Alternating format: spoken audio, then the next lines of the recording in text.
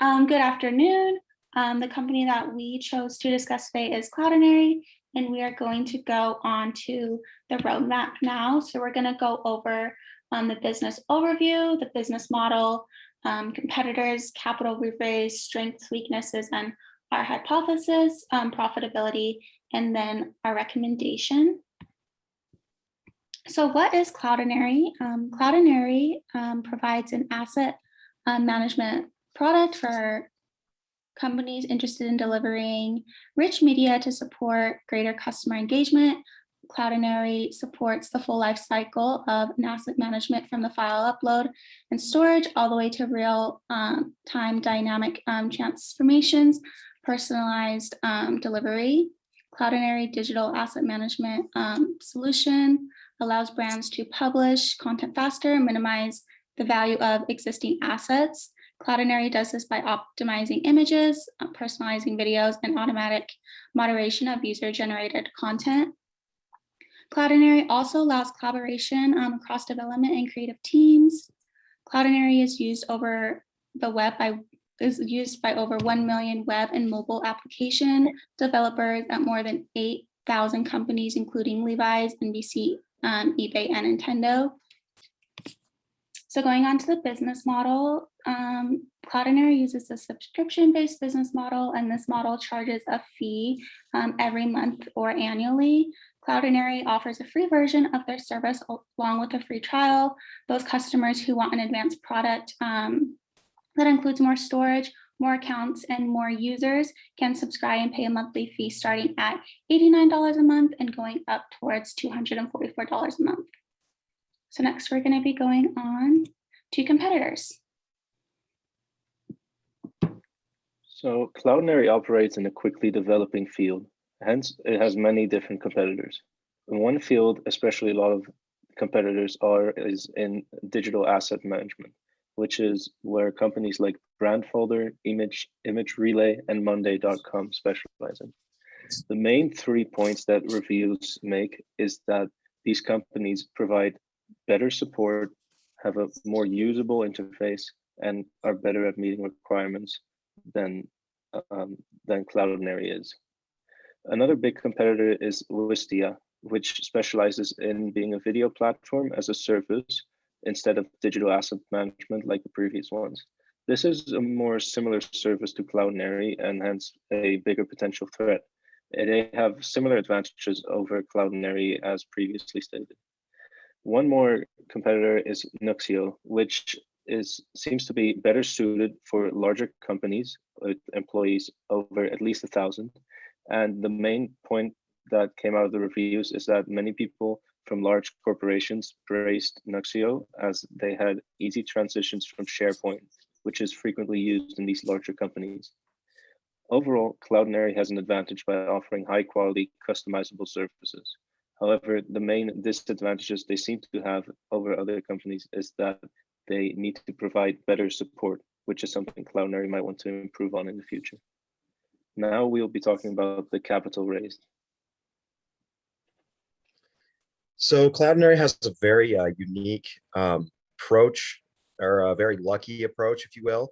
The founders have basically been able to raise 100% of the money that they've needed for operating the corporation ever since they opened, because they've been profitable ever since they opened. The 3 founders worked as consultants, and as soon as they founded their the company, they had a bunch of customers all pretty much lined up and ready to go. So they were immediately profitable, and the cash flow basically finances all of the corporate operations and projects. It's never needed outside venture capital funding, which is very rare for a billion-dollar company.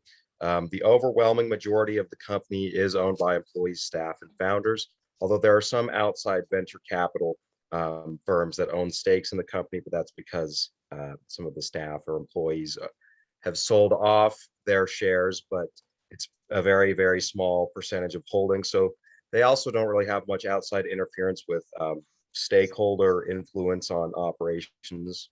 And it's very, very, like I said, it was very rare that a company can do something like this, especially being that profitable from that early on. So they're referred to as a near unicorn in regarding to financing for a company that's worth billions of dollars, or $1 billion, I should say, from Silicon Valley.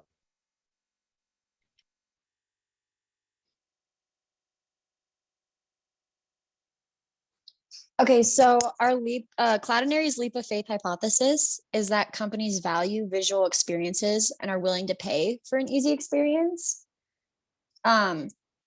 So the strengths of Cloudinary are they already have partnerships with multiple large companies.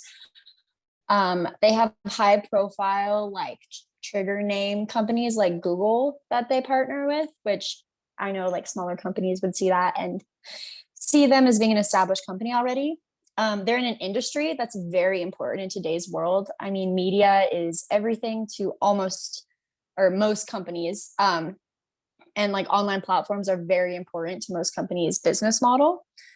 They're already profitable. I mean, like he said before, they have been turning a profit since they first opened, and very little venture capitalist money is used, which is also very important.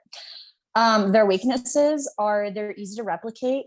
Like it was said before in the competition slide, there's already companies that can do what they want. And also bigger companies could potentially write software themselves. That is a lot like Cloudinary software. But other than that, they have quite a few strengths and very few weaknesses.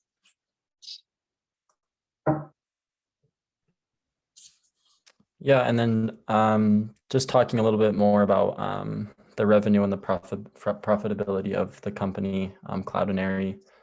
Actually, in 2015, they were able to do $26.7 million in revenue.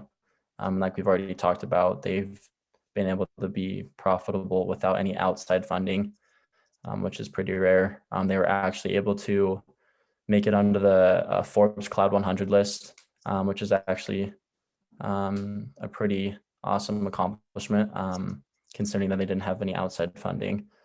And then in 2019, they were able to generate over $50 million, which means like in 4 years, they were able to basically double their revenue.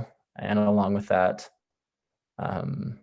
they were able to increase their task force, other workers, and grow their company.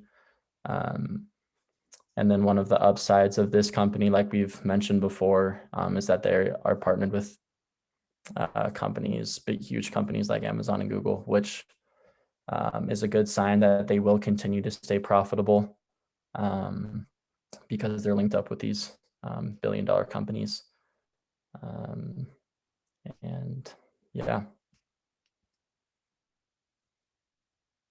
So we recommend that the company that we're working for acquires this product because first it will lead to higher profit for our company because it will cut down margin costs. And also it could help our collaboration and development creative teams and make our company better overall. However, it may be difficult to obtain this company because it's a pretty independent company with inside investing and is already doing well financially.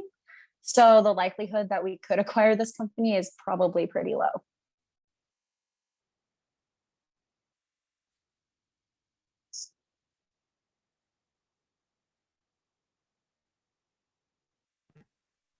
Thanks so much for joining in and watching our presentation. We really appreciate it.